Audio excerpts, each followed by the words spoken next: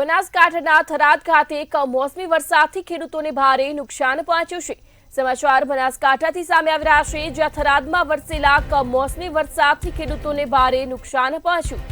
જ્યારે થરાદ સહિત ગ્રામમાં સતત 2 દિવસથી ભારે વરસાદ વરસી રહ્યો છે, જ્યારે બાજરી મગફળીના પાકમાં પાણી ભરાતા ખેડૂતોને ભારે નુકસાન પહોંચ્યું।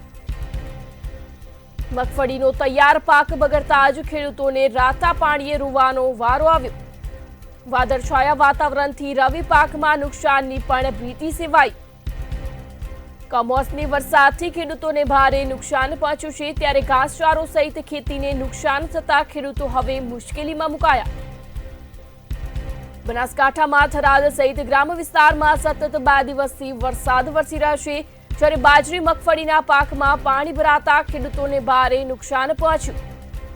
મગફળીનો તૈયાર પાક બગડતા ખેડૂતોને રાતા પાણીએ હવે રોવાનો વારો આવ્યો। ત્યારે વાદળછાયા વાતાવરણથી રવિ પાકમાં પણ ક્યાંક નુકસાનની ભીતિ સેવાઈ છે। બનાસકાંઠાના થરાદ ખાતે સતત 2 દિવસથી વરસાદ વરસી રહ્યો છે, જ્યારે કમોસમી વરસાદથી ખેડૂતોને ભારે નુકસાન પહોંચ્યું। થરાદ સહિત ગ્રામ વિસ્તારમાં સતત 2 દિવસથી વરસાદ વરસી રહ્યો છે, ત્યારે બાજરી મગફળીના પાકમાં પાણી ભરાતા ખેડૂતોને ભારે નુકસાન થયું। મગફળીનો તૈયાર પાક બગડતા જ ખેડૂતોને રાતા પાણીએ રોવાનો વારો આવ્યો છે, જ્યારે વાદળછાયા વાતાવરણથી રવિ પાકમાં પણ નુકસાનની ભીતિ સેવાઈ।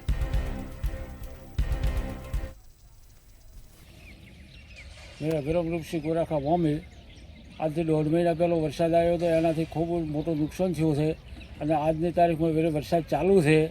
અત્યારે ઘાસચારાનો પ્રોબ્લેમ પૂરેપૂરો છે, શહેરની કોઈ બાબત આ સરકાર નિર્ણય લે તે સાચું।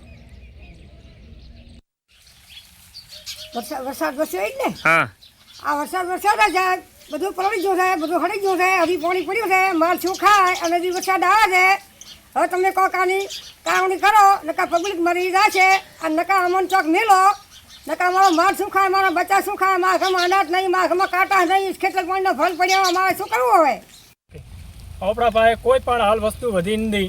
પહેલો મી આવ્યો ત્યારે ખૂબ નુકસાન આવ્યું, વાવાઝોડું આવ્યું, પણ સરકારે હજી નમણો વાળ્યો નહીં। કોઈ વસ્તુ જ રહી નથી, બાજરી ચારો કોઈ વધ્યું નથી। અત્યારે ભેંસો ભૂખી મરે હવે, વસ્તી ભૂખે મરે હવે, કોઈ સરકાર નમણો વાળતી નથી। બસ આજે મદદ કરીશું, કાલે મદદ કરીશું, વોટ લેવા આવે ત્યારે બસ ભાઈઓ હું તમારા સાથે છું, અમે આમ છીએ, અને સમય આવે ત્યારે કોઈ મળતું નથી।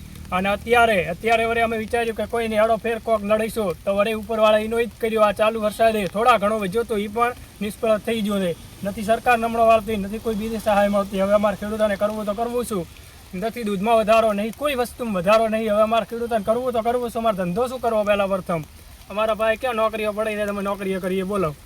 થોડા ઘણી સહાય આલો, થોડા ઘણી મદદ કરો તો મને થાય કે ના અમે લાયા હતા વસૂલ થયા।